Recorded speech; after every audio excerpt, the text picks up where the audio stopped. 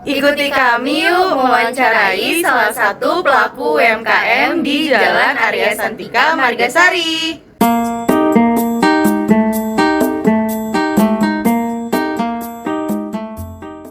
Halo semuanya, kami dari kelompok 2 mata kuliah Manajemen Bisnis Proses, program studi Bisnis Digital. Sebelum kita masuk ke videonya, izinkan kami memperkenalkan diri terlebih dahulu ya.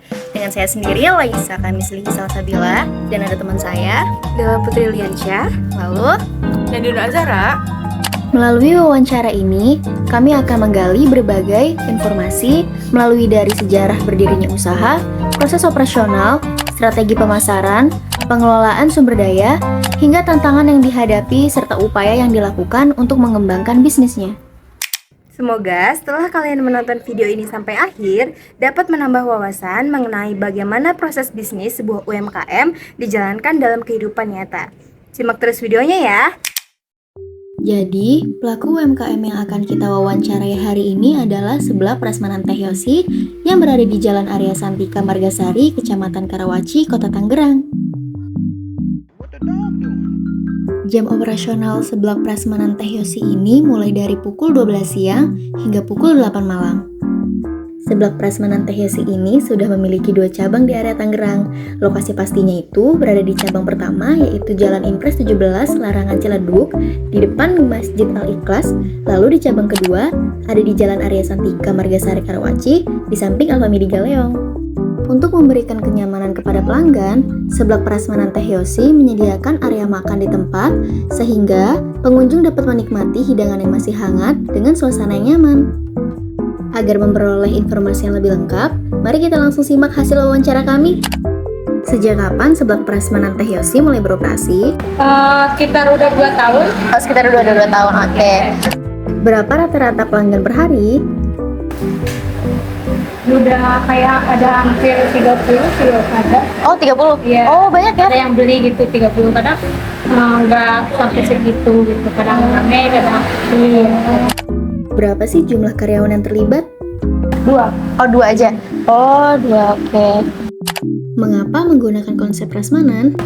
Kayak karena biar orang pilih sendiri. Oh, biar puas ya, Iya, pilih sendiri biar puas gitu. Iya. Oke, baik.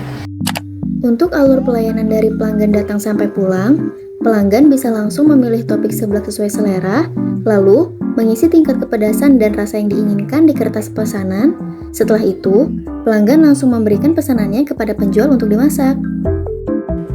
Namun, sebelum dimasak, penjual akan menghitung topping-topping apa saja yang dipilih pelanggan dengan menentukan harga toppingnya melalui aplikasi. Setelah ditentukan, penjual akan memberitahu total harga dari topping yang dipilih tadi lalu siap dimasak. Kendala apa yang paling sering terjadi? Kalau lagi rame sih. Keteteran gitu Iya, ya? Oke. Karena emang yang jualan juga cuma berdua Iya, ya? cuma berdua. Oke. Apakah pelanggan pernah mengeluhkan waktu tunggu? Nggak ada. Oh, belum ada ya? Berarti so far aman aja ya? Apakah pernah terjadi salah hitung harga? Ada. Oh, pernah ya? Pernah ngalamin gitu.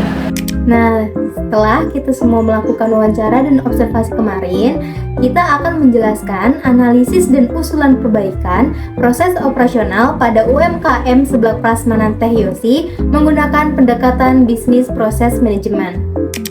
Sekarang kita akan menjelaskan kembali profil UMKM dari Seblak Prasmanan Teh Yosi. Nah, UMKM Seblak Prasmanan Teh Yosi ini merupakan usaha kuliner yang bergerak di bidang makanan dan minuman dengan produk utama berupa seblak prasmanan. Usaha ini mulai beroperasi pada tahun 2024 dan menawarkan konsep pelayanan yang memungkinkan pelanggan memilih sendiri berbagai jenis topping serta bahan tambahan sesuai dengan selera masing-masing. Konsep tersebut memberikan keleluasaan bagi pelanggan dalam menentukan komposisi makanan yang diinginkan sehingga menciptakan pengalaman berbelanja yang lebih menarik. Nah, di sini diagram BPMN ASIS ini memodelkan proses bisnis yang saat ini diterapkan pada UMKM Seblak Prasmanan Teh Yosi. Nah, di dalam BPMN ASIS ini melibatkan 3 pihak, yaitu pelanggan, kemudian bagian kasir, dan juga karyawan dapur. Nah, di sini tuh terjadi aktivitas seperti mulai dari pelanggan datang, kemudian memilih topping, melakukan pemesanan, pembayaran hingga pesanan diolah dan diserahkan kepada pelanggan. Nah, di sini saya akan membacakan diagram BPMN ASIS di sini. Oke, di dalam diagram BPMN ASIS ini kita akan mulai dari start event, yaitu dengan bentuknya lingkaran tipis. Nah, di sini start eventnya itu pelanggan datang. Kemudian setelah pelanggan datang, di sini ada gateway. Nah, di gateway ini melihat tentang check outlet, yaitu operasionalnya buka atau tidak. Kalau tidak, ini akan langsung ke end event, yaitu outlet tutup dan pelanggan tidak jadi membeli. Tapi kalau misalnya outlet ini buka, akan lanjut ke aktivitas selanjutnya, yaitu pelanggan memilih mangkuk dan juga pilih topping. Kemudian si pelanggan ini isi informasi pesanan, yaitu isinya nama dan juga tingkat kepedasan seblak. Kemudian setelah mengisi informasi itu menyerahkan mangkuk dan kertas pesanan ke kasir. Nah, dari si pelanggan ini dia akan ada message flow turun ke bagian kasir. Nah, di bagian kasir ini dia menerima mangkuk dan kertas dari pesanan. Kemudian dia menginput pesanannya ke aplikasi, jadi memasukkan semua pesanan tadi ke aplikasi. Kemudian dia menghitung total harga melalui aplikasi, dan setelah itu menyampaikan total pembayaran. Nah, si total pembayaran ini kemudian disampaikan ke pelanggan. Jadi pelanggan menerima total pembayaran, kemudian pelanggan melakukan pembayaran. Nah, di melakukan pembayaran ini nih ada message flow antara pelanggan dan kasir. Jadi setelah pelanggan melakukan pembayaran, kasir itu menerima pembayaran dari pelanggan. Nah, setelah pembayaran selesai, kasir ini menyerahkan pesanannya agar siap diproses oleh pihak dapur. Jadi di sini pihak dapur menerima pesanan sesuai urutan dari kasir, kemudian dilanjutkan dengan pihak dapur yang memproses atau memasak seblak. Kemudian setelah memasak, si bagian dapur ini menyajikan pesanan sesuai nama dan urutan. Nah, di sini sajian seblak ini langsung disajikan kepada si pelanggan. Nah, setelah pelanggan menerima pesanannya, maka di sini eventnya selesai. Makanya di sini ada end event, yaitu lingkaran yang garisnya tebal. Di sini end eventnya itu pelanggan selesai. Selanjutnya, kami akan menjelaskan analisis bottleneck. Analisis bottleneck dilakukan berdasarkan hasil observasi, wawancara, dan model BPMN ASIS untuk mengidentifikasi aktivitas yang menghambat operasional UMKM seblak Prasmanan Teh Yosi. Ditemukan 3 bottleneck utama, yaitu proses pemilihan topping oleh pelanggan, perpindahan tugas kasir yang membantu memasak saat kondisi ramai, serta proses pengolahan pesanan. Hambatan yang paling berpengaruh adalah perpindahan tugas kasir karena mengganggu kelancaran transaksi dan proses memasak. Oleh karena itu, diperlukan perbaikan proses bisnis untuk mengurangi antrian, mengoptimalkan pembagian tugas, dan meningkatkan efektivitas operasional. Selanjutnya ada analisis value added dan non-value added activity. Value added analysis dilakukan untuk mengelompokkan aktivitas operasional UMKM seblak Prasmanan Teh Yosi berdasarkan nilai tambah yang diberikan kepada pelanggan, yaitu value added atau FA. Nah, necessary non-value added atau NNFA dan non-value added NVA. Analisis ini bertujuan mengidentifikasi aktivitas yang perlu dipertahankan maupun dioptimalkan agar proses pelayanan menjadi lebih efisien. Berdasarkan hasil analisis, aktivitas VA atau added value added ya, sorry. Berdasarkan analisis, aktivitas VA atau value added meliputi pemilihan topping, pengolahan pesanan, dan penyerahan pesanan kepada pelanggan karena memberikan nilai tambah secara langsung. Sementara itu, pengisian informasi pesanan, penyerahan pesanan kepada kasir, pencatatan melalui aplikasi, dan pembayaran termasuk NNFA karena diperlukan untuk mendukung operasional meskipun tidak menambah nilai pada produknya. Nah, kemudian setelah kita membacakan mengenai value added dan non value added, kita akan masuk ke usulan perbaikan. Namun perlu disclaimer dulu ya di sini, karena kemarin kita wawancara sama karyawan dan bukan langsung pemilik. Jadi di sini usulan perbaikan tuh sudah dikondisikan dengan maunya si karyawan, karena kalian juga nggak bisa ngotak-atik ya apa maunya pemilik. Nah, oke, di sini kita jelaskan dulu. Jadi berdasarkan hasil analisis bottleneck dan juga value added analysis, masih terdapat beberapa kendala pada proses operasional UMKM Seblak Prasmanan Teh Yosi. Nah, usulan perbaikan yang kita berikan yang pertama itu penataan ulang area topping agar lebih mudah diakses pelanggan. Nah, kita memberikan saran ini agar topping-topping ini tuh disusunnya tuh lebih rapi. Jadi kalau misalnya orang pada datang itu tuh kayak enggak numpuk di satu tempat gitu loh. Dan kemudian kita juga memberikan saran di aplikasinya ini. Ini sekedar info juga, aplikasi ini udah dibikinin sama pihak ya pemilik. Jadi ini cuma saran untuk perbaikan aplikasi mereka. Di sini ada penambahan fitur pencarian untuk mempercepat. Nah, kemarin tuh ada yang bilang karyawannya sering salah input, suka lama nyari toppingnya segala macam. Kalau bisa tuh ada menu search, jadi si karyawan itu bisa nyari namanya misalnya dumpling atau kerupuk, jadi bisa cepet, jadi nggak ada kesalahan dalam pencatatan. Kemudian kalau bisa ada penambahan tenaga kerja atau pembagian tugas yang terstruktur, karena tadi seperti yang sudah dijelaskan sebelumnya bahwa adanya bottleneck di bagian pembagian tugas kasir dan juga dapur. Jadi kadang kasir membantu dapur bantu kasir, jadi itu nggak jelas. Jadi kalau bisa itu ditambah karyawan saat apalagi jam-jam ramai gitu, apalagi saat jam-jam banyak orang datang, kalau bisa ada karyawan tambahan.